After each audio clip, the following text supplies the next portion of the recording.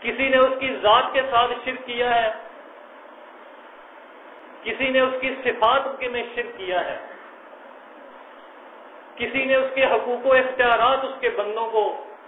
دے دیے ہیں، کسی نے اس کے احکام میں ملاوٹ کر دی ہے۔ یعنی ہر طرح کا شرک جسے اللہ کے رسول صلی اللہ علیہ وسلم نے منع فرمایا تھا کہ دیکھنا ایسا نہ کرنا، میں تمہیں اس سے منع کر رہا ہوں، یہ کام نہ کرنا، آج وہی سارے کام اس امت مسلمہ، اس کلمہ پڑھنے والی امت میں آ گئے ہیں، ان کے دلوں میں رچ بس گئے ہیں۔ اسی وجہ سے آج یہ کلمہ پڑھنے والا ہر جگہ مغلوب ہے، ہر جگہ مار کھا رہا ہے۔ وہ جو اللہ کے رسول صلی اللہ علیہ وسلم نے بات بیان فرمائی تھی کہ بدأ الاسلام غریبا وسیعود کما بدا فطوبى للغرباء، کہ یہ اسلام شروع میں آیا تھا تو یہ اجنبی تھا، مسافر تھا، غریب کے معنی ہے مسافر، اجنبی، تو یہ اس وقت اجنبی تھا، کوئی اس کو لینے والا نہیں تھا، کوئی اس کی طرف بڑھنے کے لیے تیار نہیں تھا، ہر کوئی اس سے شرماتا تھا۔ لیکن کچھ اللہ کے بندے اٹھے، انہوں نے اس کو اپنایا، اس کو اپنے اوپر نافذ کیا، اس پہ چل کے دکھایا، ثم مستقم کا مصداق بن کے لوگوں کے سامنے اپنے آپ کو پیش کیا۔ تو اسلام کی وجہ سے ان کی عزت ہوئی، اسلام کی وجہ سے آج ان کا نام لیا جاتا ہے، صحابہ کرام رضی اللہ عنہم کا۔ لیکن ایک دن آئے گا کہ یہ دوبارہ اجنبی اور مسافر ہو جائے گا، کوئی اس کو ہاتھوں ہاتھ لینے والا نہیں ہوگا، ہر کوئی اس کے ساتھ اپنے آپ کو منسب کرنے سے شرمائے گا کہ لوگ کیا کہیں گے، معاشرہ کیا کہے گا۔ اللہ کی بات کی کوئی عزت نہیں، اللہ کے رسول کی بات کی کوئی عزت نہیں، اپنے نفس کی پیروی، اپنے آباء و اجداد کے احکام کی پیروی، اپنے بڑوں کی بات مانی جاتی ہے۔ ترکی اور اندلس تاریخ اٹھا کے آپ پڑھیں، کتنے سو سال مسلمانوں نے حکومت کی ہے، لیکن جب ان کی آنے والی نسلوں نے اس دین کو چھوڑا، اللہ کے احکام کے ساتھ غداری کی، تو اللہ تعالیٰ نے دوسری قوموں سے ان کو پٹوایا ہے۔ پھر اللہ کا عذاب آیا ہے کہ وہ گروہ گروہ کر کے لڑوا دیتا ہے۔ وہ ترکی اور وہ اندلس اور وہ سارے جو ممالک جہاں صحابہ کرام رضی اللہ عنہم نے اللہ کے دین کو پہنچایا تھا، وہاں حکومت تھی ان کی، وہاں وہ سربراہ بنائے گئے تھے، ان کی بات تھی، ان کا کہا مانا جاتا تھا، ان کے پاس سلطنت تھی، حکومت تھی، اللہ نے ان کو دی تھی، اور انہوں نے اس کی شکر گزاری کرتے ہوئے لوگوں کے سامنے وہی بات بیان کی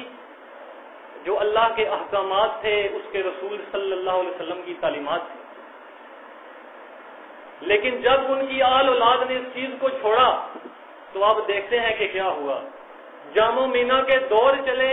سرگم کے تاروں پر عظمتیں رقص کرتی نظر آئیں، جہاں قال اللہ اور قال الرسول صلی اللہ علیہ وسلم کی بات ہوتی تھی، وہاں موگ اور لینن کی باتیں ہونے لگی۔ کیوں؟ اس سلطنت اور سطوت سے، اس حکومت سے گرا کر اللہ تعالیٰ نے ان کو اس طرح در بدر ٹھوکریں کھانے کے لیے چھوڑ دیا۔ آخر کیوں؟ کیا وجہ تھی؟ سوچنے کی بات ہے۔ یہی ایک وجہ تھی میرے بھائیوں کہ انہوں نے اللہ کے دین کو چھوڑ دیا تھا، اللہ کی خالص عبادت میں انہوں نے شرک کو رائج کر دیا تھا۔ اگر یہود و نصارہ نے اس امت مسلمہ، اس کلمہ پڑھنے والی امت سے پہلے، جس کو اللہ قرآن میں بیان فرماتا ہے کہ یہود و نصارہ نے اللہ کے ساتھ اس کی ذات میں شرک کیا تھا، یہودیوں نے کہا کہ عزیر اللہ کے بیٹے ہیں، نعوذ باللہ، اور عیسائیوں نے کہا کہ عیسیٰ علیہ السلام اللہ کے بیٹے ہیں اور مریم علیہ السلام اللہ کی بیوی ہیں، نعوذ باللہ، ذات کا شرک کیا۔ تو اللہ تعالیٰ نے کہا کہ یہ اتنی بڑی بات بیان کرتے ہیں، ایسی بات اپنے منہ سے نکالتے ہیں کہ قریب ہے کہ آسمان پھٹ جائے، زمین شق ہو جائے، پہاڑ ریزہ ریزہ ہو جائیں، تو یہ بعید نہیں ہے۔ تو یہ بات بیان کر کے اللہ نے اس امت کو متنبع کیا تھا، منع کیا تھا، دیکھنا تم ایسا نہ کرنا، تمہیں اس بات سے منع کیا جا رہا ہے۔ لیکن اس کلمہ پڑھنے والی امت نے کیا کیا؟ انہوں نے تو نطفے کا واسطہ دیا تھا کہ عیسیٰ علیہ السلام اللہ کے بیٹے اور مریم علیہ السلام اللہ کی بیوی ہیں، نعوذ باللہ۔ باپ اور بیٹے میں نطفے کا واسطہ دیا، اللہ کو باپ بنایا، عیسیٰ کو بیٹا بنایا۔ لیکن اس کلمہ پڑھنے والی امت نے کیا کیا؟ انہوں نے بغیر کسی نسبت تناسب کے انہوں نے کہا نور من نور اللہ، اللہ نور ہے اور اللہ کے رسول صلی اللہ علیہ وسلم اس کے نور کے ٹکڑے ہیں۔ یہ ذات کا شرک کیا ہے انہوں نے اللہ کی ذات میں۔ تو کیا میرے بھائیوں یہ شرک اللہ کو گوارا ہے؟ کیا وہ اس بات کو پسند کر سکتا ہے کہ یہ جو شرک آج اس امت نے روا رکھا ہوا ہے اللہ کے ساتھ، بلکہ اس اللہ نے اس سے پہلے یہودیوں اور عیسائیوں کا وہ دعویٰ قرآن میں بیان کر دیا تھا کہ دیکھو انہوں نے شرک کیا تھا، انہوں نے اللہ کی ذات کا ٹکڑا گردانا تھا، عزیر علیہ السلام کو، عیسیٰ علیہ السلام کو۔ اس بات سے تمہیں روکا جا رہا ہے نہ کرنا ایسا، لیکن انہوں نے وہی کام کیا، انہوں نے اللہ کی ذات میں شرک روا رکھا، اور آج تک یہ دنیا ہے اسی پر کاربند ہے۔ اللہ ماشاء اللہ کچھ لوگ جن کو اس بات کا علم ہے وہ اس سے مجتنب ہوں، اللہ بہتر جانتا ہے، لیکن زیادہ اکثریت یہی ہے کہ چلتی جا رہی ہے، اور کہیں اللہ کی صفات میں شرک کیا جا رہا ہے، یعنی الہکم الہ واحد کی پکار کو بھول چکے، اس دین کو انہوں نے چھوڑ دیا، اللہ کی صفات میں شرک کیا کہ اگر اللہ دینے والا ہے تو یہ حضرت بھی کچھ کر سکتے ہیں، اگر اللہ اولاد دے سکتا ہے تو کسی واسطے اور وسیلے کے بغیر ہمیں اولاد نہیں ملے گی، اگر اللہ مصیبت ڈال سکتا ہے تو یہ اللہ کے نیک بندے بھی ہیں، یہ مصیبت کو ٹال بھی سکتے ہیں، اگر اللہ مشکل ڈال دے تو یہ اللہ کے پیارے بندے علی رضی اللہ عنہ یہ مشکل کو ٹال دیتے ہیں۔ میرے بھائیوں کبھی سوچا ہے کہ مشکل ڈالے اللہ اور مشکل کشا کر دیں علی رضی اللہ عنہ، تو بڑا کون ہے، مشکل ڈالنے والا یا مشکل کو ٹالنے والا؟ بڑا کون ہے، جس نے مشکل ڈالی ہے یا جس نے مشکل سے بندے کو آزاد کر دیا ہے؟ چاہے وہ زندہ ہو یا مردہ ہو، جس سے بھی کوئی مدد مانگی جائے گی بغیر کسی سبب کے، وہ اللہ کے ساتھ میرے بھائیوں شرک کے مترادف ہے۔ کہ کوئی یہ کہے کہ اللہ بھی مشکل کشا ہے، علی رضی اللہ عنہ بھی مشکل کشائی کر دیتے ہیں۔ کوئی اگر یہ کہے کہ اللہ بھی داتا ہے اور لاہور والے بھی داتا ہیں، وہ بھی دینے والے ہیں، وہ بھی دیتے ہیں، جھولیاں بھر کر دیتے ہیں، جھولی خالی نہیں رہتی۔ اور اگر کوئی کہے کہ اللہ جھولیاں بھرنے والا ہے اور نبی صلی اللہ علیہ وسلم بھی جھولیاں بھر دیتے ہیں، کوئی یہ کہے کہ اللہ بھی اولاد دینے والا ہے اور بر امام صاحب بھی کچھ کر سکتے ہیں، تو میرے بھائیوں یہ شرک ہے، یہ اللہ کے ساتھ اس کے بندوں کو شریک ٹھہرانا ہے۔ اس شرک کو ہم نے چھوڑنا ہے، اس شرک کے بارے میں ہم نے پتہ لگانا ہے کہ ہم کیا کر رہے ہیں، آیا ہم صحیح کر رہے ہیں یا غلط کر رہے ہیں۔ اور اس کے لیے سب سے بہتر آپ کے پاس اللہ کا یہ قرآن موجود ہے، اللہ کے رسول صلی اللہ علیہ وسلم کی احادیث موجود ہیں کہ اللہ کے رسول صلی اللہ علیہ وسلم بیان فرماتے ہیں اپنی وفات سے چند دن پہلے بیماری کے عالم میں جابر رضی اللہ عنہ بیان فرماتے ہیں کہ نہا رسول اللہ صلی اللہ علیہ وسلم ان یجسس القبر ان یبنى علیہ وان یقعد علیہ، کہ دیکھنا میں تمہیں اس کام سے منع کرتا ہوں، یہ نہ کرنا، تم سے پہلے جو یہود و نصارہ گزرے ہیں انہوں نے اللہ کے انبیاء کی، اس کے نیک بندوں کی قبروں کو سجدہ گاہ بنایا ہے، تم نہ بنانا، تم ایسا نہ کرنا، تم قبر کو پکا نہ کرنا، تم اس پر گنبد بنا کر کھڑا نہ کرنا،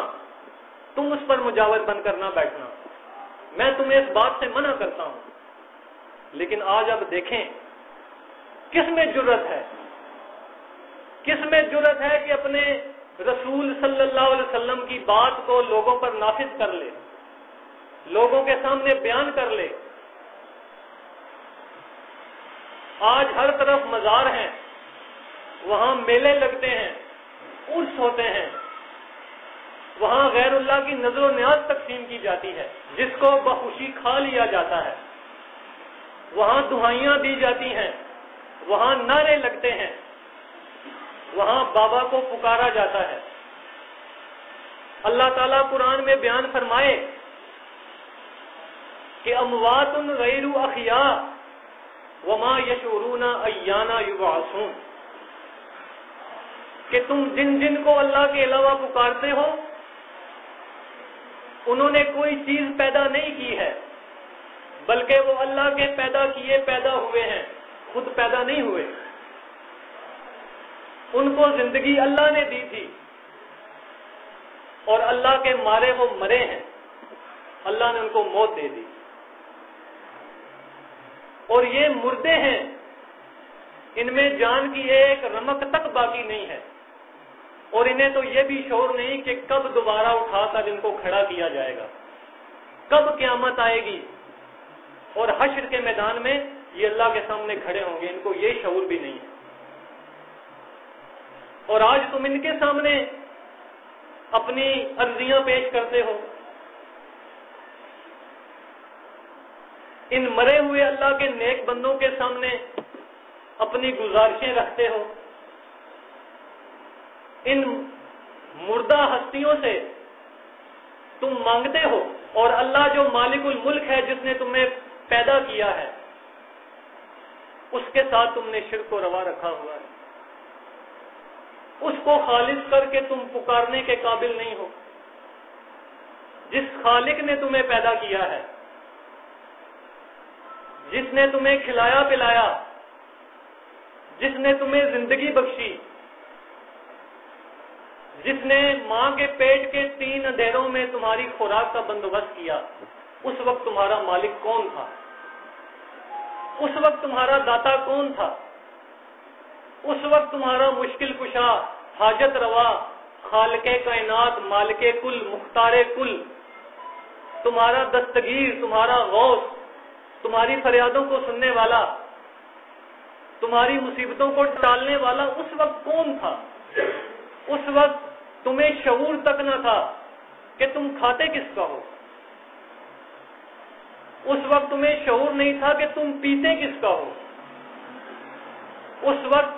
تمہیں معلوم نہیں تھا کہ تمہیں پیدا کس نے کیا ہے۔ اور یہ زندگی اس اللہ نے دی ہے، جوانی وہ دیتا ہے، پھر تم پر بڑھاپا بھی آتا ہے، موت بھی وہ دے گا، اس اللہ کو آج تم بھولے ہوئے ہو، اور تم اس بات کو جانتے ہو۔ یہ بات نہیں ہے کہ کوئی اللہ کے نام سے آشنا نہ ہو، اس کو جانتا پہچانتا نہ ہو، اس کو اپنا خالق اور مالک نہ کہتا ہو، اس کو اپنا رب، اپنا رازق، اپنا مالک نہ تصور کرتا ہو، بلکہ مسئلہ یہاں پہ آ کے رکتا ہے کہ عبادت کس کی کرنی ہے، پوجا پاٹ کے لائق کون ہے، پرستش کس کی بجا لانی ہے، خالص کس کو پکارنا ہے۔ اللہ قرآن میں بیان فرماتا ہے الا للہ الدین الخالص، کہ اللہ کو دین خالص پسند ہے، اللہ کو خالص پکار پسند ہے، وہ اپنے ساتھ شرک کو روا رکھنے کا روادار نہیں ہے۔ وہ سخت غصہ ہوتا ہے اس بات پر کہ کوئی اس کے ساتھ اس کے کسی نبی، ولی، اس کے کسی عام بندے کو شریک اور ساجی ٹھہرا دے، اس کے حقوق و اختیارات کسی اور کو دے دے، اس کے احکام کو چھوڑ کر کسی اور کا حکم مان لے۔ اللہ تعالیٰ نے قرآن میں یہ بات بیان فرمائی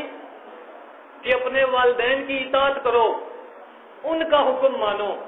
ان کے آگے اف تک نہ کہو، ان کے آگے کوشش کرو زبان تک نہ کھولو۔ اللہ رب العزت کے ساتھ تمہیں شرک کرنے کا کہیں تو اس وقت ان کی اطاعت نہیں ہے، اس وقت ان کی نافرمانی کرنا یہ ایک موحد کا کام ہے۔ اللہ کے معاملے میں نافرمانی کرنا کہ اگر وہ والدین جنہوں نے اس کو پیدا کیا، اللہ کے دیے ہوئے رزق سے کھلایا پلایا، اپنی ساری نوازشیں، اپنی رحمتیں، اپنی شفقتیں اس بچے پر قربان کر دیں، باپ نے اپنی ساری زندگی لگا دی، ماں نے کتنی تکلیفیں اور دکھ اور مصائب برداشت کیے اس کے لیے، اس کو 9 ماہ اپنے پیٹ میں رکھا،